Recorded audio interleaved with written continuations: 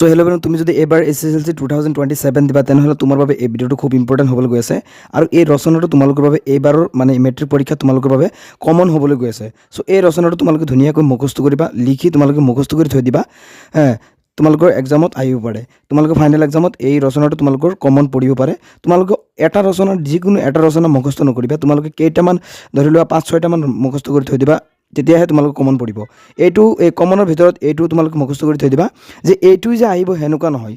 তোমালোকে মানে ধুনীয়াকৈ মুখস্থ কৰি থৈ দিবা, 5-6টা চাবা, তাৰ পৰাই তোমালোকৰ কমন আহিব। চ' মই কিন্তু অলৰেডি মই কমন দিছোঁৱেই, তোমালোকে ভিডিঅ'বোৰ চেক কৰিব পাৰা আৰু এইটোও মই কমন দিলোঁ, এইটো তোমালোকে চাই ল'বা। চ' তোমালোকে ধুনীয়াকৈ চাই লিখি লোৱা আৰু চেনেললৈ যদি নতুন আহিছা তো চেনেলটো ছাবস্ক্ৰাইব কৰি দিবা। এতিয়া তোমালোকে এই ৰচনাখন চাই যোৱা।